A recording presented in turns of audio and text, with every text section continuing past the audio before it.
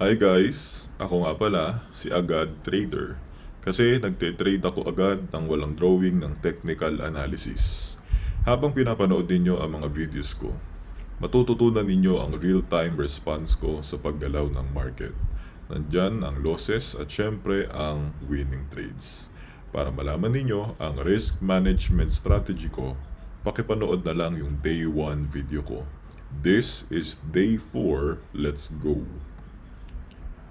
As you can see, ito ang current trades ko since Monday.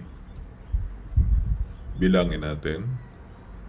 June 24, Monday. 1, 2, 3, 4, 5, 6, 7, 8, 9, 10, 11, 12, 13, 14. May 14 trades na tayo and currently, ito yung pang 15 trade.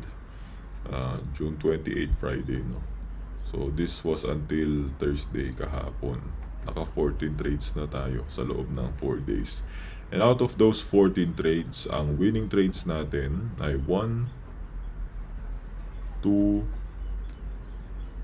3, 4, 5, 6, 7, 8, 9, 10. So meron na akong 10 winning trades after 4 days, no?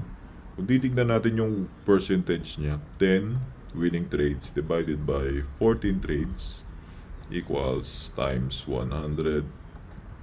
Ang win rate ko ay 71%, no? So mataas-taas siya. At syempre, kung 10% na yun, edi may 10% income na ako, no? Sa loob lang ng 4 days, no? O, ayos yun. So, para makita nyo lang kung halimbawang meron kayong 100,000 tapos sa loob lang ng 4 days, no? Then next time, mamaya. Mag-trade na muna tayo, guys. So, 23 ang currency pairs natin. Yung pang 20 ang ating pipiliin ngayon. So, starting with BTC. 1, 2, 3, 4, 5, 6, 7, 8, 9, 10, 11, 12, 13, 14, 15, 16, 17, 18, 19, 20. NOT USDT ang currency pair. Nga pala, baka nisip nyo, saan galing tong mga currency pairs na to ng cryptocurrency? Ito nga pala yung mga may matataas na volume. So kung ano yung may matataas na volume, syempre yun yung ititrade natin dahil yun yung mas mabilis ang paggalaw, kung tawagin ng iba, mas volatile, no? So, ilang swipes ang gagawin natin? From 15 to 30 swipes. Generate 24, no? So, baka, wala naman. 1, 2, 3, 4, 5, 6, 7, 8, 9, 10, 11, 12, 13, 14, 15, 16, 17, 18, 19, 20, 21, 22, 23, 24. Okay, naka 24 swipes na tayo. Then, ang next natin ay hahanapin na lang natin yung Monday. Okay, hanapin natin.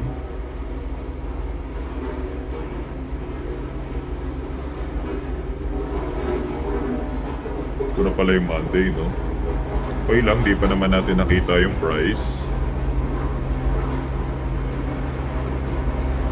Dito.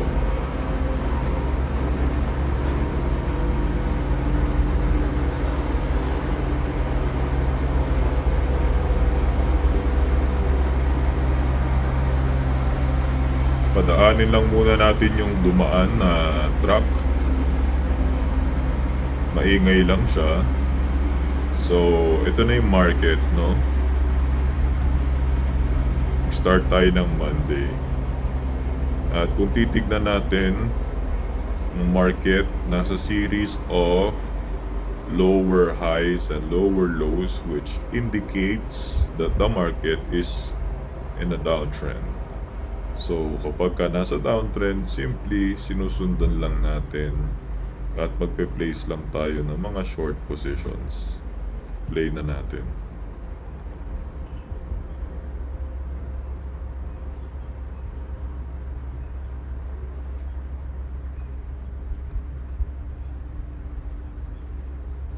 Okay, nagko-consolidate ang market pero meron tayong winning trade. So, still, walang pagbabago. Wala naman ako nakikitang pagbabago. Kaya, mamamalagi na ang trade natin ay downtrend pa rin. Pag nililitan natin yung risk or yung position size, medyo nagiging risky siya, no? Try lang. Okay, so losing trade tayo. So, pagka ganyan, binabalikan niya lang itong mga previous price dito. So, hindi ako nagbabago ng bias ko na ito ay pababa pa rin. Kaya, ang position natin ay short position pa rin. Unless meron talagang clear indication of reversal. Okay, so winning trade tayo dyan. So, as of this moment, nag-create na siya ng higher high, which seemingly indicates na magkakaroon ng reversal, pero wala pa ako nakikitang higher high. So, mamamalagi yung bias ko na short pa rin.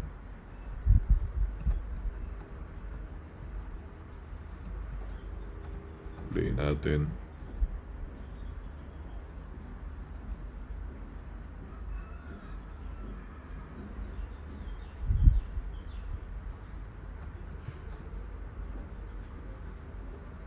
Okay, so nag-create na siya ng higher high na parang nag-i-indicate na magkakaroon ng reversal. At as of this moment, nag-create na siya ng series of pag-hit sa iisang price, which indicates that this price area is a resistance and this price area now is a support. So nagba-bounce yung market. Kung nagba-bounce, tinalbugan niya yung taas. Try lang natin mamalagi sa primary bias natin na short.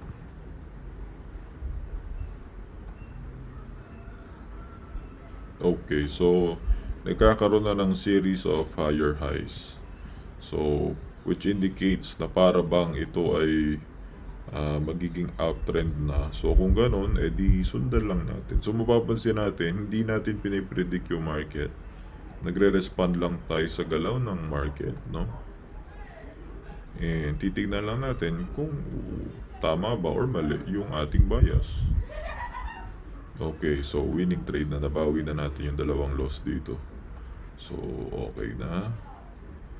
So, as of this moment, kung mapapansin nyo, hindi niya na-break, hindi niya nalampasan itong previous high dito. Tapos nag-create na siya ng strong bearish indication. So, as of this moment, ang magiging trade natin ay short ulit. Medyo mahaba yan. Medyo litan lang natin. Okay, so tayo ngayon ay naka-short position.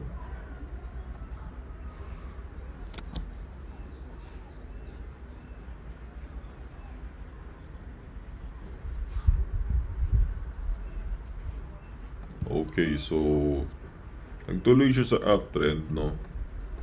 Binalikan niya lang itong price sa baba na ito. Usually nangyayari talaga yon. Tapos nagtuloy na siya sa uptrend. Nag-reverse na talaga yung market. So, again, kung uptrend na, sabayan lang natin yung galaw ng market. So, bumaba siya. Okay. Pero same bias, 1.21. Aakyat ang market batay sa ating position.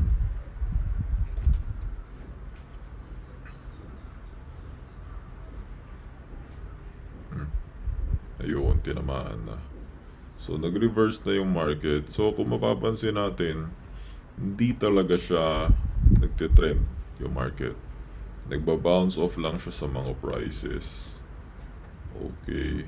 Yung iba, baka isipin, kung nagba-bounce off, baka ito ay maging ah,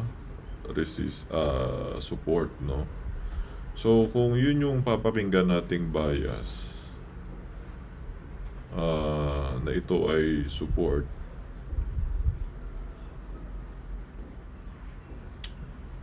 mas gusto ko pa rin na isipin na ito ay pababa eh. Na ito ay short. Mag-short tayo 1.21. Kasi pwede niya rin balikan tong price na to eh.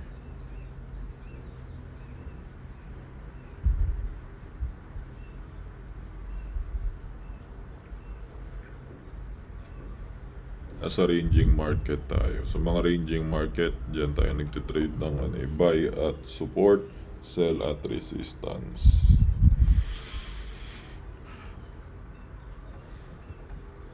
Pero usually sinusundan ko yung trend. Depende rin kasi sa experience natin tsaka sa preference natin. Medyo mahaba-haba lang yung trade natin ngayon kasi malaki yung position size natin. Ayun, so nagpatuloy na nga siya sa downtrend. So paano natin nalaman na pababa siya? Ang naisip ko lang as of this moment, pwede niya kasing balikan tong price na to. At dun sa mga familiar sa ibang mga patterns, katulad ng mga Wyckoff, gano'n, nag-create na siya ng Wyckoff dito. Ikaw pwede na siya magtuloy-tuloy pababa dito. So oo, wala akong drawings, no? Pero dahil sa experience na meron ako sa trading, kahit na walang drawings, nakikita ko rin siya na parang may drawing din, no? So, ganito yung market, ano na siya. So, nagpatuloy siya sa downtrend. Simply, sinusundan lang natin kung ano yung trend ng market. Kaya namamalagi yung bias natin na pababa siya, wherein magpe-place tayo ng short position. So, Friday na pala.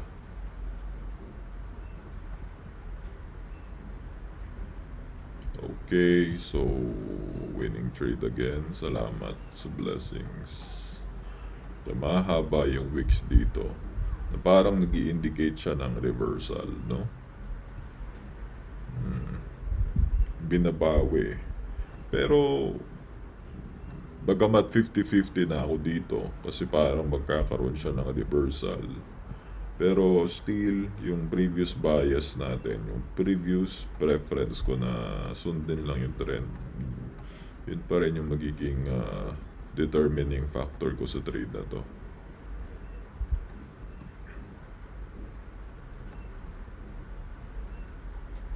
Okay, so yon. Safe kasi palagi na sundin natin yung trend ng market. Safe siya kapag yung market is trending, of course. Pero kapag ang market is ranging, katulad ng nandito, nagre-range yung market, nagko-consolidate, nagbabounce sa mga support and resistance, hindi natin basta-basta pwede sundan yung follow the trend kasi risky yon. So this time, pwedeng magkaroon ng short or mini reversal. Feeling ko lang. Ano yung determining factor ko? Nakita ko lang to, bullish candle, tapos sinundan ng mahabang blue na candle. So, or green candle. Try lang kung talaga bang magre-reverse yung market or magko-consolidate siya bago magpatuloy sa trend. Dalawa lang yun eh. Pwede siyang mag-reverse or pwede siyang mag-consolidate bago niya ituloy yung trend niya. So, as we can see, nagkaroon nga ng reversal. At yung naging indication lang natin, simple lang, itong dalawang candle lang na ito. Ito, bullish candle, no? Tapos ito rin. Kasi pinupush niya yung price pataas, tapos tumaas nga. O, ganun lang. Tapos, hinit niya lang tong price. Para sa akin, nangangahulugan bang magiging uptrend na to? Or reversal na yan? Hindi. Lalo na kapag ganyan na nag-create lang ng maliliit na swings na pataas. Hindi long candles. Usually, pagka kanyan, indication niya ng reverse, ng retest lang. Babalikan niya lang yung mga gusto niyang balikan na prices around this area. So, may binalikan na siya dito. wala naman long candles, so hindi yan reversal. Usually pagka ganyan, ah retest lang yan. So magpapatuloy lang yan sa trend. Babalik yan pag ganun. I may be right or I may be wrong, pero yun yung nasa isip ko.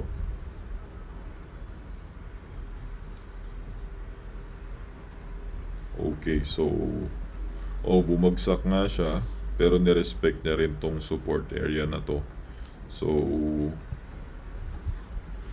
meron na tayong mahabang candle, which indicates what? Usually reversal. So pag may reversal, mas binalikan niya na tong price na to, nakatapat nito itong nakaraang swing, usually retest yan, which indicates na magkakaroon na tayo ng uptrend. Okay, so winning trade. Nakita niyo isang pitik, no? Pagka-place natin, pumitik agad. Ang bilis nung win na yon. Pero dahil nagte-trade ako palagi sa 15-minute time frame, yun ay ayan, 15 minutes nga or baka 30 minutes. Okay, ang bilis nun ah. So still hindi tayo magbabago ng bias natin. Naka-long pa rin tayo. Baka may pumitik pa ulit na mahabang candle packet. Okay, so meron nga. May pumitik na candle packet. Mahaba. Uy, ang haba nito mga to. So, binalikan niya na tong price na to. Dating resistance yan. Pero kung nag-change na yung galaw ng market, still naka-uptrend pa rin tayo. Susundan lang natin yung bias ng market. Walang magbabago. So Sunday na tayo guys. Hahanap na lang tayo ng mga last winning trade natin.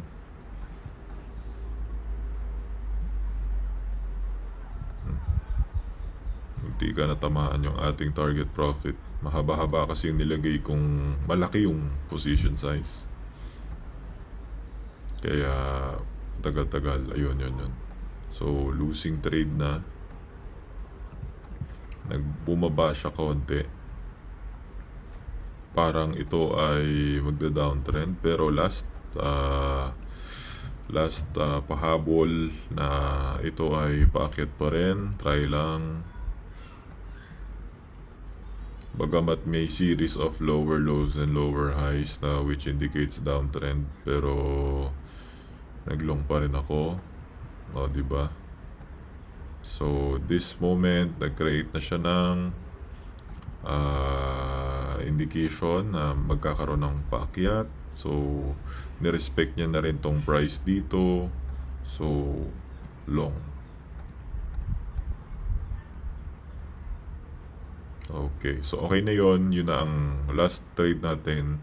Isarado na natin ang araw na ito, Sunday.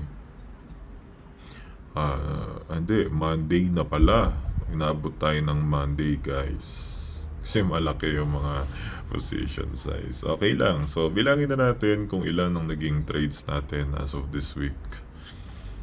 Meron tayong 1, 2, 3, 4, 5, 6, 7, 8, 9, 10,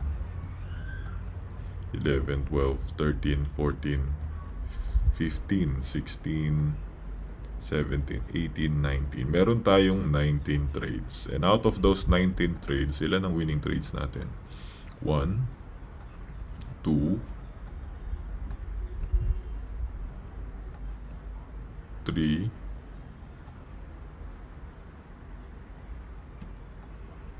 4, 5, 6, 7, 8, 9, 10. So out of those na 19 trades, meron tayong 10 winning trades. Nung titignan natin sa calculator, 10 winning trades out of 19 trades times 100. Meron tayong 52% win rate, no? So 52% win rate at meron tayong 10% in a week, no? So kung ganyan lang yung wins natin, 10%. 10% indicate safe trades lang, no guys? Magkakaroon kayo ng at least 50,000. Kung meron kayong 100,000 sa portfolio ninyo, no? So again, ang trading ay risky. Kung hindi pa sapat yung knowledge natin, ay huwag nating gagawin ito dahil baka mag-lead up kayo sa sunod-sunod na consecutive 5 or 6 losing trades. Pwede ba mangyari? Pwede mangyari yun, lalo't kung beginner pa lang at wala pang masyadong experience, no? Pero kung magte-trade kayo with discipline, itong trading na ginagawa natin ngayon, wala pang masyadong applied discipline dito eh. Kasi trade lang tayo ng trade mayat maya. Kaya yung win rate natin mas mababa, 50% lang. Pero dun sa totoong account ko na tinitrade, makikita, ito mataas ang win rate ko dito. 70% ang win rate ko dito. Kasi yung mga execution ko dito mas sigurado, no? So kailangan mag-aral pa. Kailangan mag-aral lang ng mag-aral para matutunan natin kung paano yung mga swak na execution sa trades, no? So guys, panoorin nyo lang yung mga videos ko, tapos habang pinapanood ninyo, matututunan ninyo kung bakit tayo nag-long, kung bakit tayo nag-short, bakit tayo natalo sa trade na yon. No, panoorin nyo lang ng panoorin para kahit pa paano yung knowledge natin dumagdag. Nag-gather lang tayo ng knowledge and experience para tayo ay maging profitable trader. Huwag nating mamadaliin yung profits, yung pipilitin nating mapalaki agad yung portfolio. Hindi. Mas maganda na mag-execute tayo sa mga swak na entry positions, no? Pinapakita ko lang dito yung mga possibilities at kung paano maging profitable kahit na hindi masyadong disciplined, no? Pero may experience na kasi ako. Pero kung wala pang experience at undisciplined pa, pwede nyo ma-blow yung account nyo na magkaroon kayo ng sunod-sunod na 5 or 6 losing trades. So, yeah, learn more and panoorin nyo lang yung mga videos ko. Sana makatulong sa inyo. See ya guys!